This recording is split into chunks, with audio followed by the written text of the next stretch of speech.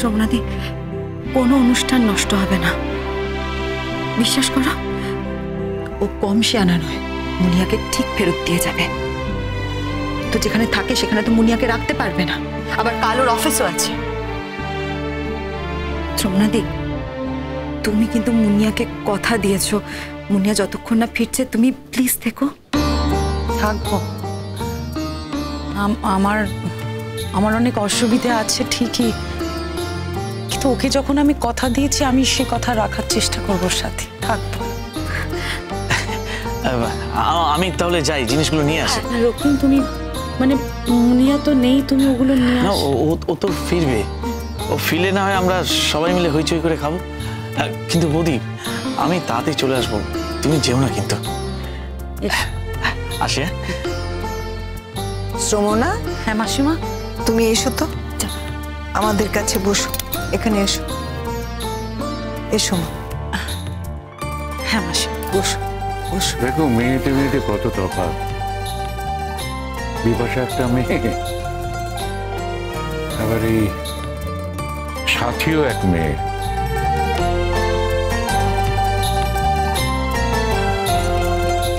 আর আমার শ্রমণাও একটা মেয়ে।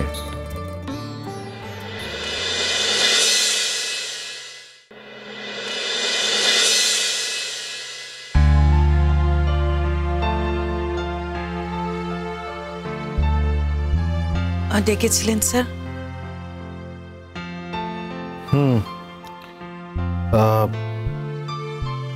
দেখেছিলাম মানে স্যার,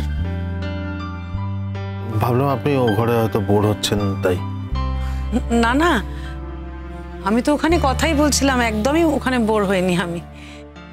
তার মানে এখানে আমার সাথে কথা বলতে আপনি বোর হবেন তাই তো? না স্যার, মানে আপনি কেন ডেকেছেন সেটাই তো আমি জানি না। হ্যাঁ মানে ডেকেছিলাম এই কারণে যে মুনিয়ার কিন্তু ফিরতে দেরি হবে। ও, আপনি আমাকে তাহলে চলে যেতে বলছেন তো? ঠিক আছে। না না, আপনি ভুল বুঝছেন, আমি আপনাকে চলে যেতে বলছি না। আমি মানে দেখুন, আপনার বাড়িতে দেরি করে ফিরলে তো একটা সমস্যা আছে। মানে আমি আপনার বাড়ির ব্যাপারটা যতটুকু আপনার মুখ থেকে শুনেছি বা আমি অনুমান করেছি, বাকিটা মিলেমিশে যেখানে গিয়ে দাঁড়িয়েছে যে হ্যাঁ ফিরলে আপনার বাড়িতে সমস্যা হতে পারে, আর মুনিয়ার কারণে আপনি বিব্রত হন, সেটা আমি চাই না। স্যার, ওই বাড়িতে অনেকগুলো বছর আমি মুখ বন্ধ করে থেকেছি, কিন্তু আমিও একটা মানুষ, আমারও একটা আলাদা জীবন রয়েছে, আমার আলাদা পছন্দ অপছন্দ কিছু রয়েছে। একটা বাচ্চাকে আমি কথা দিয়ে তাই চলে যেতে পারবো না স্যার, এইটুকু স্বাধীনতা আমি নিশ্চয়ই নিতে পারি। এতে অবশ্য কারোর কোনো ক্ষতি হওয়ার সম্ভাবনা নেই। আমি জানিয়ে এসেছি বাড়িতে যে আমার একটু দেরি হবে, মানে ফোন করে জানিয়েছি, তাই ওনারা কিছুই জানেন না এমন নয়। আর আমি কোথায় আছি সেটাও জানিয়েছি। আমার মনে হয় না আপনার এই নিয়ে এত কিছু ভাবার আছে। আমি বুঝি যে আপনি মুনিয়াকে খুব ভালোবাসেন। বাচ্চা আমি বড্ড ভালোবাসি স্যার। কি জানেন, আমার বিয়ের আগে না বাপের বাড়িতে মানে যখন ওখানে থাকতাম, পাড়ার অনেক ছোট ছোট ছেলেমেয়েরা আমার কাছে আসতো, ওই নাচটা শিখতো আর কি আমার কাছে। তারপর যখন ওদের বাবা মারা আবার ওদের নিতে আসতো, কেউ ওই খাটের তলায় ঢুকে পড়তো, কেউ টেবিলের তলায় লুকিয়ে পড়তো, মানে যাবে না আর কি, সারা রাত আমার কাছে থাকবে। তাই এই হাতে কলমে এই অভিজ্ঞতাটা আমার আছে স্যার, আমি বাচ্চা খুব ভালোই ম্যানেজ করতে পারি। সেটা আমি জানি মুনিয়া। হ্যাঁ হ্যাঁ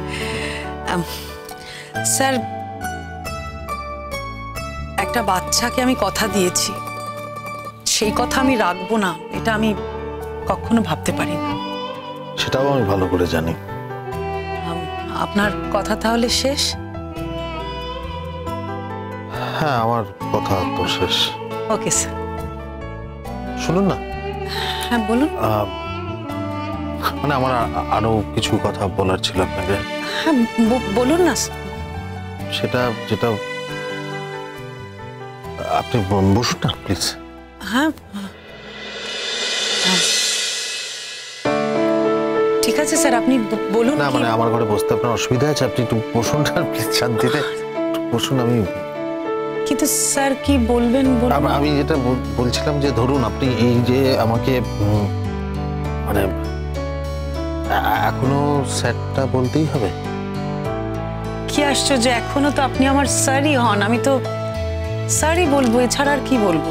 হ্যাঁ, কিন্তু একটা কথা ভেবে দেখুন যে এখন আমাদের মধ্যে কিন্তু একটা পারিবারিক সম্পর্ক তৈরি হয়ে গেছে। মুনিয়ার সঙ্গে আমার একটা সুইট রিলেশন হয়েছে। হ্যাঁ, এই বাড়ির আপনার বাড়ির মানুষগুলো সত্যি খুব ভালো স্যার। আমার এখানে এলে খুব ভালো লাগে, আমি এখানে এসে যেন একটু অক্সিজেন পাই।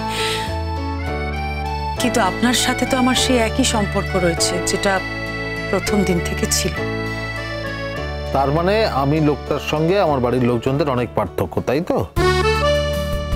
বাড়ির লোকগুলো ভালো আর আমি জানো খিটকেল টাইপের। আমি আপনি তো নিজের মুখে কথা বসেই নিচ্ছেন স্যার, এরকম কথা তো আমি আপনাকে বলিনি। না না, আমি জানি মানে আমার বাড়ির লোকজনদের সঙ্গে আমার কোনো তুলনাই চলে না। স্যার আমি সে কথা আপনাকে বলিনি। আপনি বলেননি, আমি বলছি। আপনি না বড্ড পায়ে পা লাগিয়ে ঝগড়া করেন স্যার।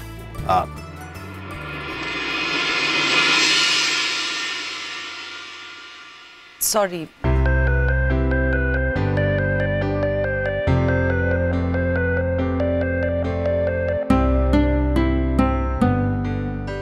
সরি, আপনাকে এই কথাটা বলা আমার উচিত হয়নি। তো সরি তো আপনাকে আমার বলার কথা।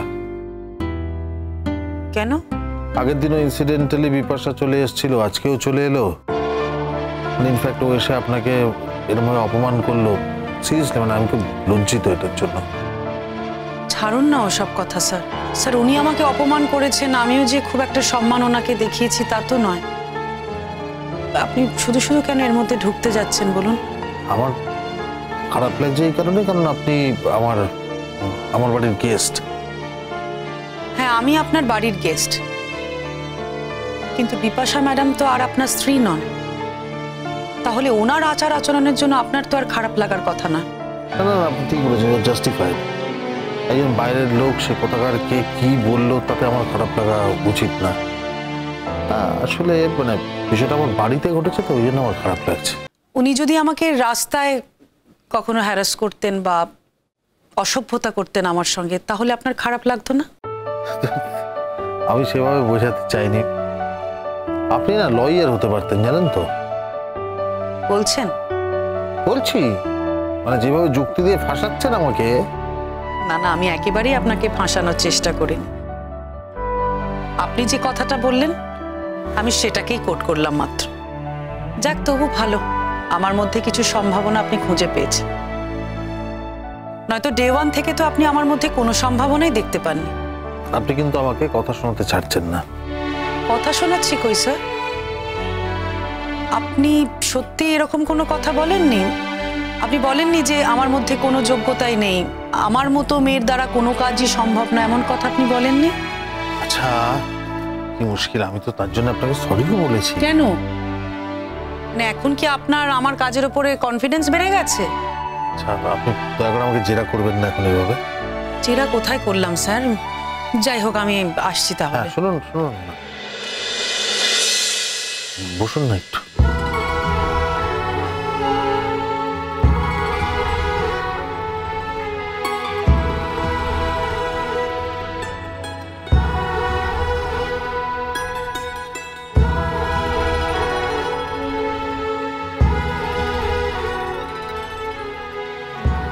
আপনি চাইলে এখানেও বসতে পারেন, যেখানে আপনার বাইরে সবার সঙ্গে গল্প করছিলাম স্যার, ওই মানে একটা বিষয় নিয়ে আলোচনা হচ্ছিল তো, সবাই পার্টিসিপেট করছিল, আমিও করছিলাম। তাই কি বিষয়? কি বিষয়? আপনার ভালো লাগবে না। আচ্ছা আপনি যদি আমাকে না বলেন কি বিষয় আমি কি করে, আচ্ছা কি করে আপনি বুঝছেন যে আমার ভালো লাগবে কি লাগবে না? আপনার সঙ্গে কাজ করতে করতে এই কদিনে বুঝে গেছি আর কি। কি বুঝেছেন? যে আমি একটা কাঠখোট্টা মানুষ, তাই তো? আমি এরকম ছিলাম না, আমার বাবা মাকে জিজ্ঞেস করবেন। আমি খুব হুল্লোড়ে ছিলাম, আমি একা গোটা বাড়ি মাতিয়ে রেখে দিতাম। কিন্তু বিপাশা আমার জীবনটা শেষ করে দিল। বিপাশার দেখছি অনেক বেশি কন্ট্রোলিং পাওয়ার। উনি আপনার জীবনটাকে শেষ করে দেওয়ার ক্ষমতা রাখেন? রাখেন, কারণ আমার একটা বাচ্চা আছে।